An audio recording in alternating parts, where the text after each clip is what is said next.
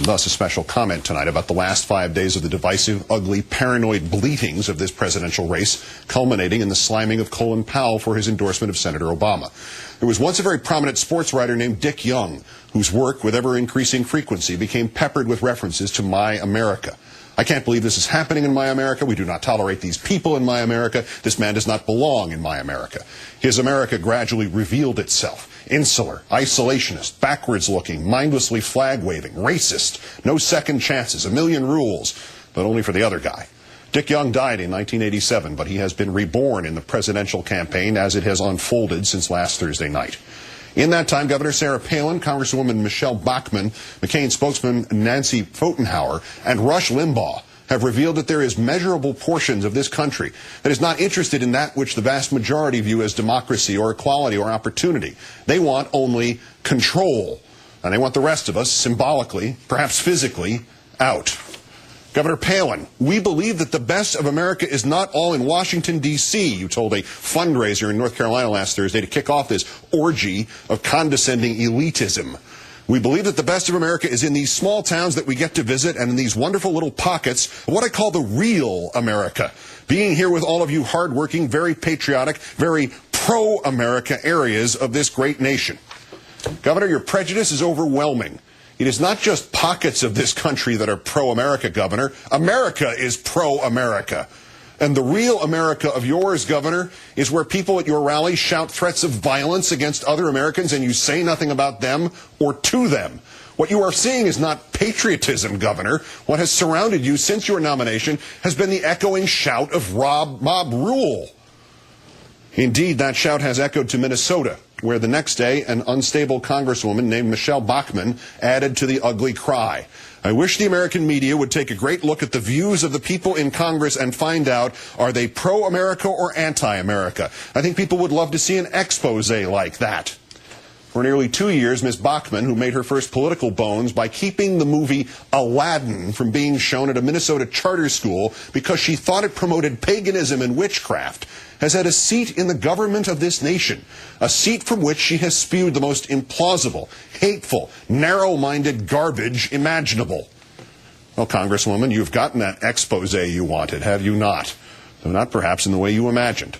Since giving voice to your remarkable delusion that there are members of Congress who are anti-America, and the extraordinary tap dance of sleaze and innuendo about Senator Obama which followed, the challenger for your House seat, Elwyn Tinklenberg, has been inundated by donations, $700,000 in the 3 days after you spoke. Because the America you perceive, Congresswoman, with its goblins and ghosts and vast unseen hordes of traitors and fellow travelers and senators who won't ban Aladdin, exists only in your head and in the heads of the others who must rationalize the failures in their own lives and of their own policies as somebody else's fault, as a conspiracy to deny them an America of exclusionism and religious orthodoxy and prejudice, about which they must accuse and murmur and shout threats and cleave the nation into pro-America and anti-America. And back it all comes to the McCain campaign and Senator McCain's talking head, Ms. Pfotenhauer, who on this very network Saturday, and seemingly without the slightest idea that dismissive prejudice dripped from every word, analyzed the presidential race in Virginia. I can tell you that the Democrats have just come in from the District of Columbia and moved into Northern Virginia, she said, but the rest of the state, real Virginia if you will, I think will be very responsive to Senator McCain's message. Again, a toxic message. The parts of this country that agree with Nancy Pfotenhauer are real, the others are not. Ms. Pfotenhauer, why not go the distance on this one? It was Senator McCain's own brother who called that part of Virginia nearest Washington communist country. Cut to the chase, madam. No matter the intended comic hyperbole of Joe McCain, this is the point, isn't it? Leave out the real meaning of communism, madam. Joe McCain reduced it to a buzzword. It has no more true definition right now than does socialism, or the phrase, a man who sees America like you and I see America. It's about us and them, the pro and the anti. Never mind, madam, that the bisecting of this country that you happily inspire means taking a tiny crack in a dam and not repairing it, but burrowing into it. It is not enough that Senator McCain and Senator Obama might differ. One must be real and the other false. One must be pro-America and the other anti.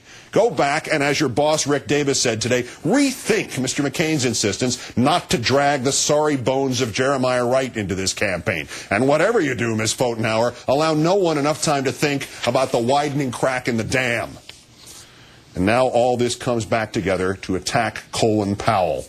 Secretary Powell says his endorsement is not about race, writes Rush Limbaugh, and the grand wizard of the school of reactionary non-thought continues. Okay, fine. I am now researching his past endorsements to see if I can find all the inexperienced, very liberal, white candidates he has endorsed. I'll let you know what I come up with. It is not conceivable that Powell might reject McCain for the politics of hate and character assassination or just for policy. In the closed, sweaty world of the blind allegiances of Limbaugh, one of us who endorses one of them must be doing so for some other blind allegiance, like the color of skin. The answer to this primordial muck must be addressed to one man only. Senator McCain, where are you? I disagree with you on virtually every major point of policy and practice, and yet I do not think you anti-America. I would not hesitate to join you in time of crisis in defense of this country. Fortunately, you did not echo this chorus of base hatred, but neither have you repudiated it. What is pro-America, Senator? Is it pro-America to call a man a racist because he endorses Barack Obama? Senator, you have based your campaign on many premises, but the foremost and the most nearly admirable of them all have been these pitches about reaching across the aisle and putting, as your ubiquitous banners read, country first. So when Colin Powell endorses your opponent, you say nothing as your supporters and proxies paint him in this anti-America frame and place him in Governor Palin's unreal America?